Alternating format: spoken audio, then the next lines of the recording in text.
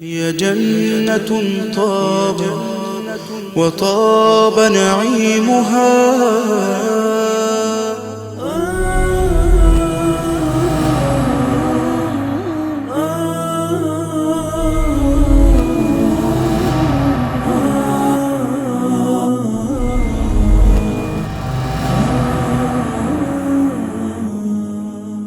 Bismillahirrahmanirrahim. Alhamdulillahi rabbil alamin wa usalli wa usallim ala ashrafil anbiya'i wal mursalin nabiyina Muhammad wa ala alihi wa ashabihi ajma'in. Vëllezër të nderuar musliman, vazhdojmë inshallah me tregimin e Isras dhe Mirajit. Pasi që herën e kaluam folëm për Isran, për udhëtimin e pejgamberit prej Mekës deri në Jerusalem.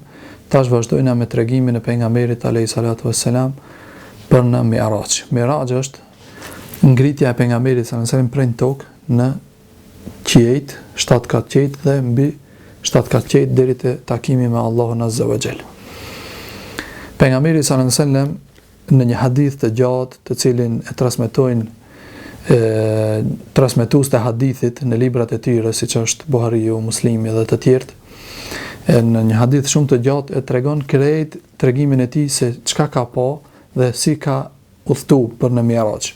Mirë po ne do të tregojmë kuptimin e hadithit në gjuhën tonë shqip dhe do të tregojmë se pejgamberi sallallahu alajhi wasallam çka ka pa udhës për në Miraj, për ngritjen në 7 kat qiej. Mas pari pejgamberi sallallahu alajhi wasallam ka shkuar me trupin dhe me shpirtin e tij në këtë udhtim me Xhebrailin alayhi salatu wassalam. Dhe fillimisht Xhebraili alayhi salam me pejgamberin sallallahu alajhi wasallam kanë nisë dhe kanë hip tërma në qiellin e parë, domethënë në qiellin që është mbi tokën më një herë.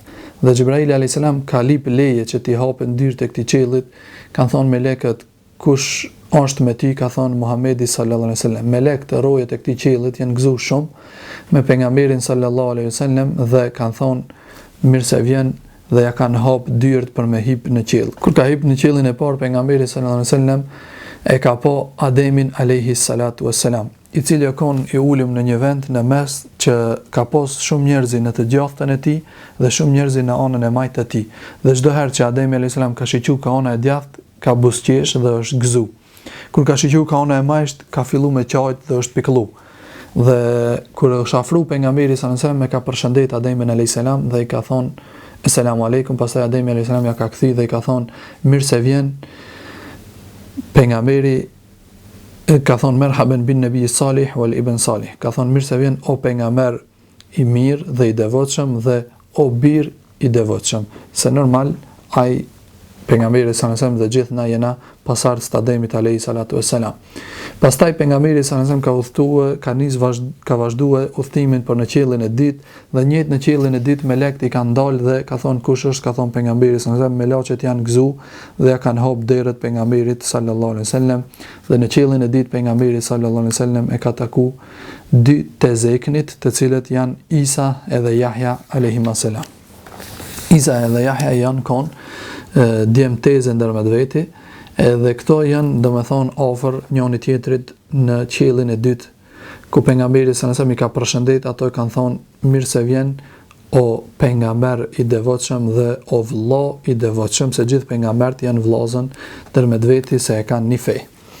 Pastaj pejgamberi sallallahu alajhi wasallam ka vazhduar udhëtimin dhe në qiellin e tretë melaçet ja kanë çel dyert dhe atje e ka taku Jusufin alayhis salam dhe e ka përshëndet. Pastaj Jusufi alayhis salatu wassalam i ka thonë mirë se vjen o vëlla dhe o pejgamber i devotshëm. Pastaj pejgamberi sallallahu alaihi wasallam ka vazhduar udhëtimin në qiellin e katërt, e ka taku Idrisin alayhis salatu wassalam. Kur e ka taku Idrisin alayhis salatu wassalam, e ka përshëndet pejgamberi sallallahu alaihi wasallam dhe Idrisi e ka kthy dhe i ka thonë merhaban bin nabi salih wal akh salih. Ka thonë mirë se vjen o pejgamber i devotshëm dhe o vëlla i devotshëm. Dhe pejgamberi sallallahu alajhi wasallam këtë rast e ka lexuar fjalën e Allahut ku ka thonë wa rafa'nahu makanan aliyya. Ka thonë ne Idrisin alayhi salatu wasalam e kena ngrit në një pozitë të lartë, do të thonë ka për qëllim që e kena ngrit lart në qiellin e katërt. Pastaj pejgamberi sallallahu alajhi wasallam vazhdon udhëtimin me Xhebrailin alayhi salam deri në qiellin e 5, ku në qiellin e 5 e takojnë Harunin alayhi salatu wasalam. Pastaj pejgamberi sallallahu alaihi wasallam vazhdojnë udhëtimin derisa arrin në qiellin e 6 dhe në qiellin e 6 e takojnë Musën alayhi salatu wassalam. Dhe pejgamberi sallallahu alaihi wasallam kur e takon Musa alayhis salam ja fillon me qajt dhe pejgamberi sallallahu alaihi wasallam thot pse qaon o Musa alayhis salam thot po qaj thot se si mundet një pasardhës i imi të kete më shumë pasus se sa une dhe për këtë arsye ka thonë unë qaj. Pastaj vazhdon pejgamberi sallallahu alaihi wasallam udhtimin dhe hipën në qiellin e 7 ku në qiellin e 7 e takon Ibrahimin alayhi salatu wassalam. Pejgamberi sallallahu alaihi wasallam e takon Ibrahimin alayhi salatu wassalam i mbështetur për shtëpinë Beitul Ma'mur, të cilës i thojnë Beitul Ma'mur, shtëpia e banume, ndryshe mujtet mu përkthi, apo shtëpia e ndërtume, në të cilën shtëpi shkojnë dhe bëjnë tavaf me lekt. Ka thonë pejgamberi sallallahu alaihi wasallam, o Xhibrail, çka është kjo shtëpi? Xhibraili alayhis salam ka thonë, kjo është shtëpia Beitul Ma'mur, në të cilën për çdo ditë hin ka 70.000 melek. Ato hin në këtë shtëpi 70.000 melek edhe dalin dhe nuk i bie rendi më për s'ditit hin që aty në 70.000 melekve, se nesër vinë 70.000 melek tjera. Pastaj pejgamberi sallallahu alaihi wasallam e përshëndet Ibrahimin alayhis salam dhe ai i thot mirë se vjen o pejgamber i devotshëm. Pastaj pejgamberi sallallahu alaihi wasallam vazhdon udhtimin dhe mbrin në vendin e quajtur Sidratul Muntaha. Dhe në këtë vend Xhibraili alayhi salatu wassalam ndalet. Do thonë Sidratul Muntaha është kulmi apo vendi ku është ndal çdo krijesë përveç pejgamberit sallallahu alaihi wasallam.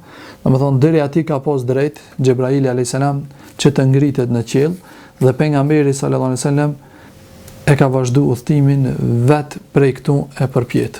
Në atë vend pejgamberi sallallahu alaihi wasallam i ka pa 4 lumej. I ka pa 2 lumej të shfaqur edhe 2 lumej të mbrendshëm apo të fshehur. Dhe këto ka thonë o Xhibrail, çka janë këto lumej? Ka thonë 2 lumejt e shfaqur apo që duken janë lumi Nil që është në tokë, që kalon nëpër Egjipt dhe lumi Eufrat. Ka thonë ato 2 lumejt e mbrendshëm, ka thonë ato janë 2 lumej në xhenet. Dhe pejgamberi sallallahu alaihi wasallam në atë vend e ka pa Xhibrailin alayhis salam në formën që e ka kriju Allahu azza wa jall. Ka thonë pejgamberi sallallahu alaihi wasallam e ka pa Xhibrailin alayhis salam në atë vend në atë formën që e ka kriju Allahu azza wa jall me 600 flatra.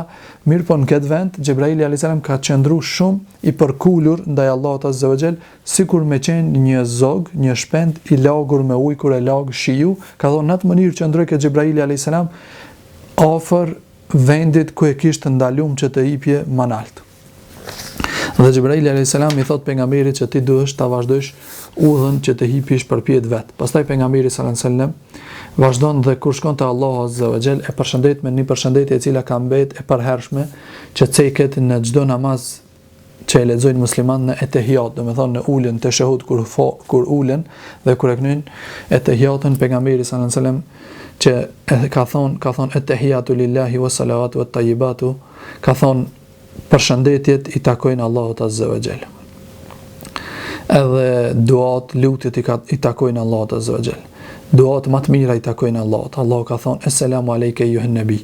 Përshëndetjet qofshin për ty o ti i dërguar. Ka thonë pejgamberi Esselamu alejna wa ala ibadillahi salihin. Ka thonë përshëndetje qofshin për neve edhe për krejt robët e mirë të Allahut azza wa jall. Pastaj e ka hek shahadetin dhe ka thonë ashhadu an la ilaha illa Allah wa ashhadu anna Muhammeden abduhu wa rasuluhu. Ka thonë dëshmoj se nuk ka të adhuruar me merit përveç Allahut dhe dëshmoj se nuk ka dhe dëshmoj se Muhamedi sallallahu alaihi wasallam është rob dhe i dërguar i Allahut. Pastaj pejgamberi sallallahu alaihi wasallam është afër Allahut azza wa jall, mirë po e ka pa dritën e Allahut azza wa jall. Nuk e ka pa fytyrën e Allahut azza wa jall, mirë po e ka pa dritën e Allahut azza wa jall, sikur ka thonë pejgamberi sallallahu alaihi wasallam kur ka kallëzu këtë rastin, ka thonë çka po, ka thonë dritë, ka thonë veç dritë shifsha, ka thonë çka më pa, veç dritë. Ka thonë nurun enna erahu, ka thonë dritë ku më e pa ato. Edhe pejgamberi sallallahu alaihi wasallam i ka bë disa fjalë me Allahun azza wa jall. Normal, njëri kur takon një dashur vet ka qef që të bëjë muhabet dhe pejgamberi sallallahu alaihi wasallam i ka shtu përshëndetjet, lëvdrimin ndaj Allahut Azza wa Jall, dhe Allahu Azza wa Jall në këtë vend, domethënë përmbi 7 kat qej, në përmbi Sidratul Muntaha, në vendin që kanë ndaluar mot hipin krijesa të tjera, që përmbi atij vendi veç pejgamberi jon sallallahu alaihi wasallam i është dhënë leje të hipje, atje Allahu Azza wa Jall ja ka bë obligim namazin. Edhe namazin ja ka bë Allahu Azza wa Jall 50 namaze obligim. Pastaj pejgamberi sallallahu alaihi wasallam ka zbrit poshtë duke zbrit poshtë. Kur ka zbrit poshtë e ka taku Musa alayhis salam. Pastaj Musa alayhis salam ka thonë, "A të obligoj me diçka Allahu?" Ka thonë, "Po." Ka thonë, "Më obligoj me 50 kohë namaz në ditë." Ka thonë, "O Muhammed sallallahu alaihi wasallam, ka thonë, unë i kam provu njerëzit më herët. Unë kam jetuar me njerëzit më herët dhe kam thirr." Ka thonë, "Nuk mundë njerëzit të bartin 50 kohë." Ka thonë, "Hip përsëri te Allahu dhe kërko që ta zbritje." Kur ka hip pejgamberi sallallahu alaihi wasallam, Allahu ja ka hek edhe 10. Domethënë kanë mbet 40. Ka zbrit për zditi njëjtat fjala ka thonë Musa alayhis salam. Ka hip prapë për treti, ka thonë lip që halatët shkurtohen namazit. Ja ka zbrit edhe 10 tjera, 30, pastaj edhe 10 tjera dhe 10 tjera derisa ka ardhur ja ka zbrit Allahu Azza wa Jall në 5 kohë namaze. Pastaj Musa ka thonë hip edhe kërko prej Allahut që halo më shumë të zbritje namazet. Ka thonë më vjen turp që të kërkoj prej Allahut Azza wa Jall që të zbritje më shumë se 5. Ka thonë dë vazhdoj me këto 5 kohë namaze dhe pejgamberi sallallahu alaihi wasallam pastaj ka zbrit poshtë në tokë.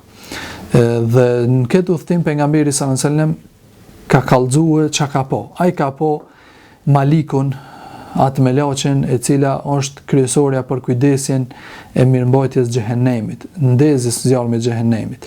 Dhe e ka përshëndet Malikun, dhe Maliku ja ka kthy, dhe pejgamberi ka thonë që Maliku kishte një pamje shumë të vrasht, dhe ajo është për me i trishtu hala më shumë banorët e xhehenemit. Pastaj pejgamberi sallallahu alajhi wasallam e ka pa në këtë udhtim edhe Dejjalin, i cili do të del në kohën para se më prish bota, dhe e ka përshkruajtur pejgamberi sallallahu alajhi wasallam shumë precis Dejjalin. Pastaj pejgamberi sallallahu alajhi wasallam i ka pa disa njerëz të cilët i kanë pas thojt prej hekuri dhe i kanë shky fytyrat e tyre dhe i kanë shky gjoksat e tyre.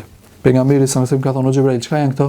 Ka thonë, "Këto janë ato të cilët i përgojojnë njerëzit, i marrin na përgojnë njerëzit." Pastaj pejgamberi sallallahu alajhi wasallam e ka pa dhe e kanë dëgjuar erën e këndshme të asoj gruas e cila ja ka krejë flokët vajzës faraonit, për të cilën do ta mbajmë një ligjërat të posaçme për ato, të cilën faraoni e ka shti në zetin që e vlon dhe e ka djeg bashkë me fëmijët e saj dhe kanë dëgjuar erën e fëmijëve të saj dhe të asaj në xhenet. Dhe pejgamberi sallallahu alajhi wasallam në këtë udhtim përveç tjerash i ka pa edhe xhenetin edhe xhehenemin. I ka pa edhe xhenetin edhe xhehenemin dhe i ka përshkruajtur se çka ka pa aty pejgamberi sallallahu alajhi wasallam. Pastaj kur ka zbrit pejgamberi sallallahu alajhi wasallam, ka shku te shtëpia e Hanit dhe ende e ka gjetë shtratin e ngrohët dhe pejgamberi sallallahu alajhi wasallam nesrit i ka kallëzuar hallës vet dhe ka thonë jam kon prom në Jerusalem edhe jam kon në 7 kat qiell. Ajo ka thonë mos ju tregoj njerëzve se njerëzit do të përgënjeshtrojnë, do të thonë që si je me mendën në rregull dhe kështu me radhë. Pejgamberi sallallahu alajhi wasallam nesër ka dalë dhe nuk ju ka kallëzuar mushrikave për Mirajin, domethënë për udhtimin në qiell, vetëm ju ka kallëzuar për udhtimin deri në Jerusalem. Ka thonë kam qenë prom në Jerusalem. Ato kanë filluar me qesh dhe me utall me to. Ka thonë si ke shkuti në Jerusalem kur që njerëzit ju shkon një muaj udhtim me deve për shku deri në Jerusalem. Ka thonë pejgamberi sallallahu alajhi wasallam unë kam shkuar dhe e kam pa. Ato e kanë vetë pastaj po si u dukte Jerusalemi dhe pejgamberit Allahu ja ka parafitiruar përpara qytetin e Jerusalemit, do të thonë Beitul Maqdisit, dhe ju ka kallëzuar pejgamberi sallallahu alajhi wasallam hyrjet dhe daljet dhe ndërtesat të cilat janë kanë ato, dhe ato kanë thonë që këto sende nuk i di vetëm ai person i cili ka atje.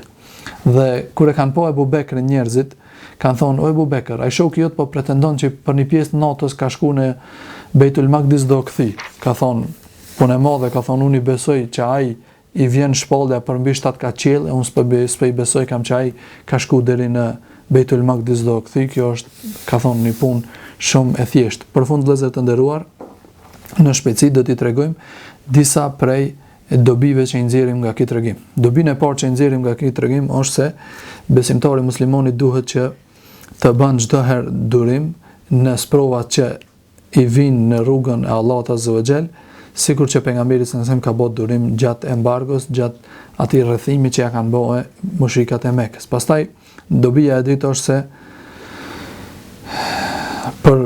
për me arrit muslimani në shkalla të mëdha në xhenet, ai duhet që patjetër të sprovohet në këtë botë. Pastaj muslimani nëse e sheh që në një vend nuk i përgjigjen thirrjes tij në rrugën e Allahut Azza wa Jall, ai nuk duhet që ndalet aty, por duhet ta vazhdon rrugën e tij dhe ta shpërndon thirrjen edhe në vende tjera, të shkon në vende tjera të thirr njerëz në rrugën e Allahut Azza wa Jall, sikur që pejgamberi ka shkuar në Taif dhe në vende tjera. Pastaj dobia e katërt që nxjerrim nga ky tregim është se Allahu Azza wa Jall e ka shpërbly pejgamberin sallallahu alaihi wasallam me këtë udhtim në Isra dhe në Mi'raj, që pejgamberi sallallahu alaihi wasallam pasi që e përgënjeshtruan banorët e Mekës dhe të Taifit, ai hypi në qiell dhe i pa mrekullitë e mëdha që Allahu Azza wa Jall ka krijuar në qiell dhe pa shumë sende të cilat njerëzit as nuk mundën që t'i ndrojnë lënë më të i shohin. Pastaj pejgamberi sallallahu alaihi wasallam apo dobia e pesë e cilën e nxjerrim nga ky tregim është se pejgamberi sallallahu alaihi wasallam gjatë këtij udhëtimi ka taku shumë pejgamber, duke ja filluar prej te baba i njerëzimit Ademi alayhis salam dhe pejgamber tjerë të cilët janë kënd të ngritur në qiell. Pastaj dobia e meradhë e cila vjen në këtë tregim është se në këtë udhëtim Allahu Azza wa Jall ja ka obliguar namazin, i cila është shtylla më e madhe, shtylla më e rëndësishme në fe, pas shahadetit, pas dëshmisë dhe besimit në Allahun është namazi. Dhe dobia e fundit për këtë tregim është se muslimani duhet çdo send ta beson çka vjen prej Allahut dhe prej pejgamberit alayhi salatu wasalam, sikur Abu Bekri që ka besu pejgamberin, që vetëm se ka dëgjuar që ka qenë në Beitul Maqdis, ka thonë unë i besoj kësaj. Kjo ka domethënë sa i përket tregimit të Isras dhe Mirajit, dhe përfundë lutim Allahun Azza wa Jall që ne ti besojmë çdo send që vjen nga Allahu dhe i dërguari i tij. Ekulu qouli hadha wa astaghfirullaha li wa lakum, alhamdulillahi rabbil alamin. Allahu